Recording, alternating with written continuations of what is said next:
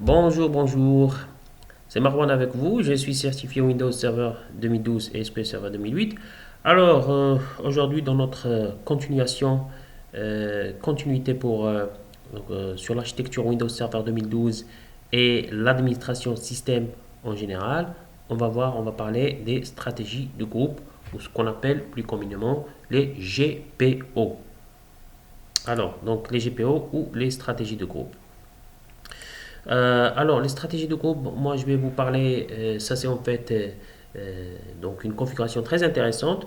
Auparavant, on avait vu sur les configurations précédentes, l'architecture Windows Server 2012, le DNS, le DHCP, l'Active Directory.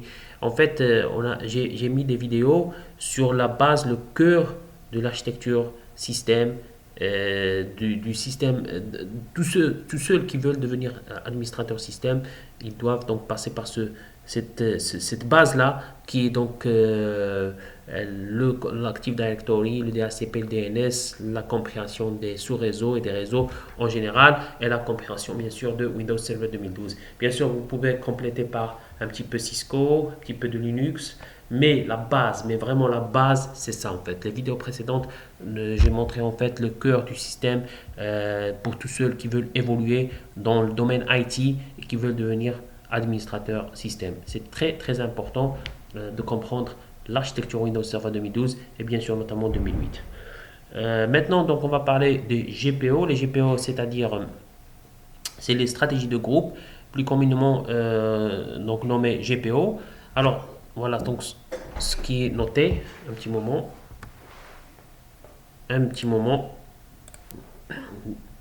Ok, donc désolé, il y avait un petit problème. Alors, donc on a dit pour les stratégies de groupe, c'est que le GPO est un mécanisme de contrôle et déploiement des paramètres OS sur plusieurs utilisateurs et ordinateurs du même domaine, unité d'organisation ou par exemple, il y a on peut configurer des polices de sécurité, par exemple, ou l'on peut, par exemple, faire éditer des mapping drive, c'est-à-dire des disques mappés sur plusieurs ordinateurs, ou par exemple, on peut éditer pour la lecture et l'écriture des fichiers sur plusieurs ordinateurs et utilisateurs. En fait, le concept est simple, c'est-à-dire que on doit avoir un contrôleur domaine. Un contrôleur domaine, il gère tous les ordinateurs du domaine ou tous les utilisateurs du domaine via une stratégie précise et adaptée. Par exemple, si je veux par exemple mettre une stratégie de sécurité, au lieu de passer pour chaque ordinateur, mettre la sécurité, la configuration de sécurité qui est donc recommandée, moi je vais passer en fait, au lieu de passer par plusieurs ordinateurs et ça va me prendre beaucoup de temps, je passe uniquement par le contrôleur domaine qui va méditer sur tous les ordinateurs la même stratégie de groupe, la même stratégie de sécurité qui est recommandée par exemple une société quelconque. Bien sûr, est-ce que c'est tous les ordinateurs du même domaine, ou bien tous les utilisateurs du même domaine, ou bien des unités d'organisation, c'est-à-dire que sorte de sous-domaine dans un domaine. Alors, bien sûr, il y a plusieurs types de GPO. Il y a local GPO, c'est-à-dire stratégie juste locale pour un seul ordinateur, un seul utilisateur. Il y a non local GPO, c'est ce qui est le plus intéressant, c'est-à-dire domaine GPO. Domaine GPO, c'est-à-dire qu'on peut utiliser la même stratégie sur plusieurs ordinateurs du même domaine ou plusieurs utilisateurs du même domaine ou sous-domaine. Et on a le Starter GPO. Starter GPO, c'est-à-dire c'est des GPO qui sont configurés par défaut pour tous les utilisateurs et les ordinateurs du même domaine. Mais le plus important, le plus intéressant, ce qu'on va voir, c'est le domaine GPO qui est très très intéressant. On va voir donc dans les prochaines vidéos, bien sûr, des stratégies de configuration des disques mappés, des stratégies de configuration des fichiers pour lecture et écriture sur plusieurs ordinateurs et utilisateurs, et aussi des stratégies de sécurité.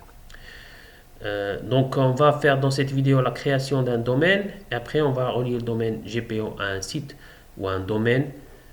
Donc on va voir en fait comment créer et relier donc le GPO à l'objet GPO qu'on a créé. Donc on va le relier à un domaine et après pour l'éditer on va voir les exemples prochainement dans les prochaines vidéos. Donc le principe est simple. Moi je vais vous montrer un petit schéma pour mieux vous expliquer. J'ai par exemple ici donc un réseau LAN.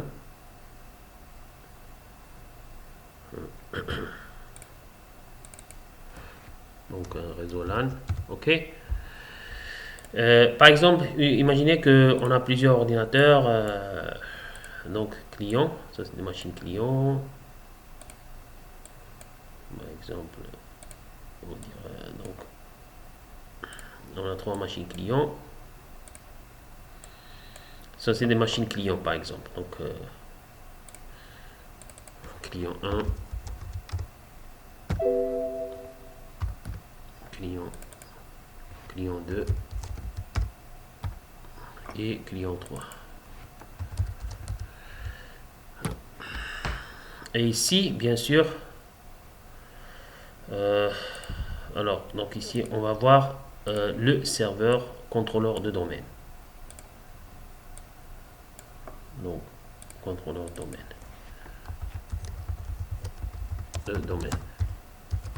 Donc, quand je dis contrôleur de domaine, c'est-à-dire qui contient donc Active Directory Domain Controller. Alors, vous pouvez voir la vidéo précédente pour voir comment ça se passe, comment comprendre l'Active Directory, comment ça se passe en général avec le contrôleur de domaine Active Directory. Donc, j'ai un contrôleur de domaine. Donc, ce contrôleur de domaine, qu'est-ce qu'il va faire tout simplement? Donc, ce contrôleur de domaine, eh bien, tout simplement, il va déployer donc sa stratégie. Donc, ce contrôleur de domaine, il va donc, par exemple, je voudrais mettre une stratégie de sécurité. Par exemple, une stratégie de sécurité. Bon, cette stratégie de sécurité que je vais mettre sur ce contrôleur de domaine, je vais la déployer sur tous mes ordinateurs clients du même domaine. Donc, un contrôleur de domaine, donc pour faire le GPO, il faut un contrôleur de domaine et bien sûr des ordinateurs clients et des utilisateurs du même domaine. Donc, une fois que j'ai mon contrôleur de domaine, je voudrais mettre, donc, par exemple, j'ai des consignes de ma société, de mon manager, pour donc faire des stratégies de sécurité sur mon domaine.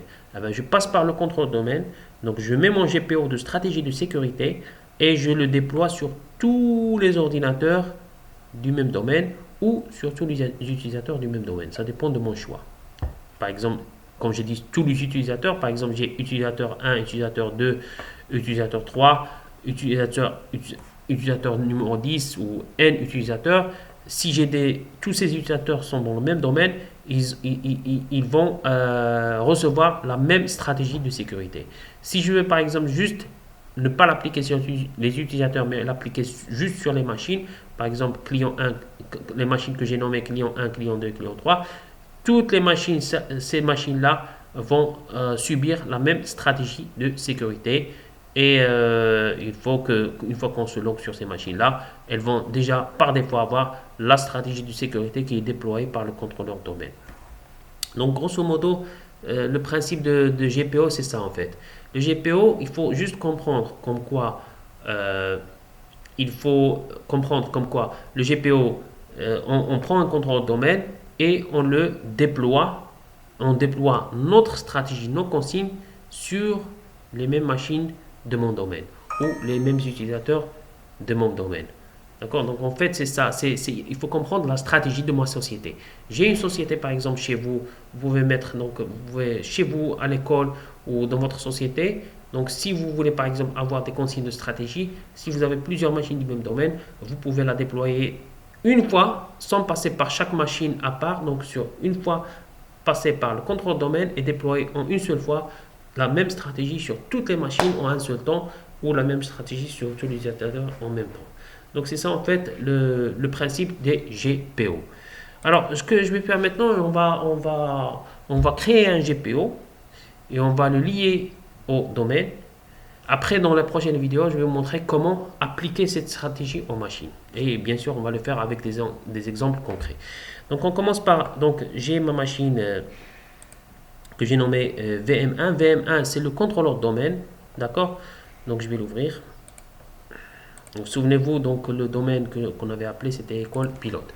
Donc mon domaine école pilote, je vais mettre d'abord le mot de passe.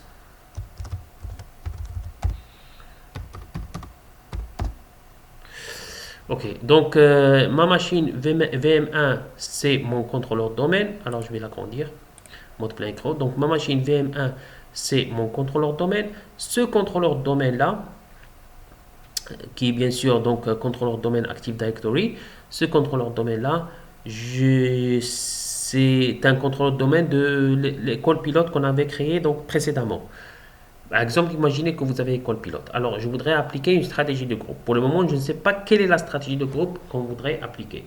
Mais pour le moment, pour être proactif, je vais juste créer donc un GPO, le lier à mon domaine, et après, si on a des consignes, je vais appliquer, éditer une stratégie de groupe sur les machines de mon domaine école pilote.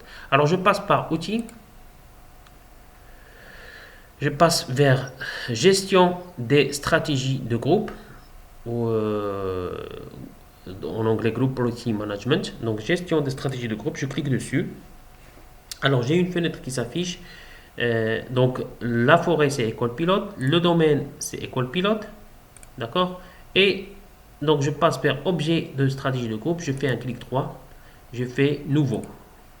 Donc nouvel objet, donc je vais appeler par exemple mon objet, je voudrais par exemple stratégie de groupe liée à la sécurité par exemple. Ou bien je vais mettre juste grosso modo un nom standard, groupe pilote par exemple. Groupe pilote. D'accord.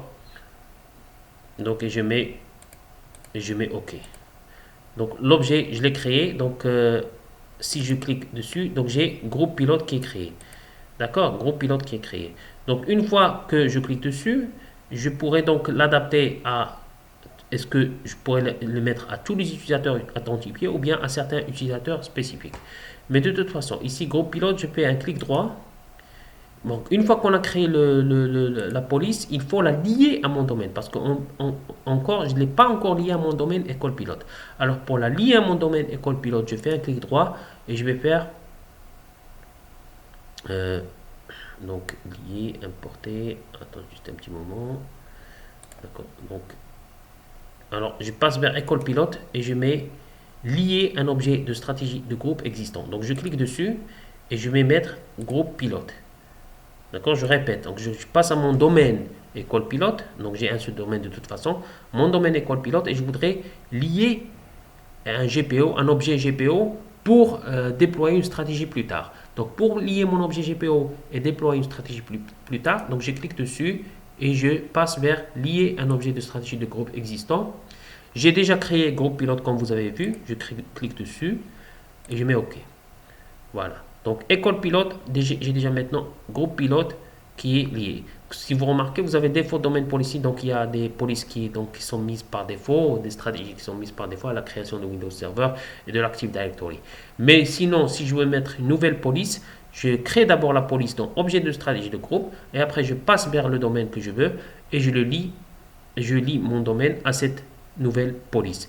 Donc une fois que j'ai lié ma nouvelle police, prochainement, je pourrais mettre ma stratégie que je veux. Donc, pour mettre la stratégie, tout simplement, je clique droit, je mets modifier et je passe vers la stratégie que je veux déployer. Donc, voilà, stratégie groupe pilote.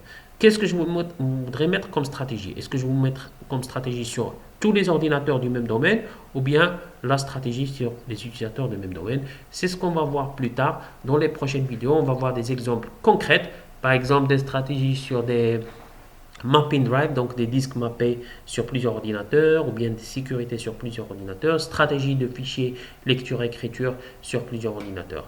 Mais ce que vous devriez comprendre, c'est qu'il nous faut un contrôleur domaine Active Directory. C'est très important, il nous faut un contrôleur domaine Active Directory. Une fois qu'on a le contrôleur domaine Active Directory, on passe vers outils, gestion de stratégie de groupe.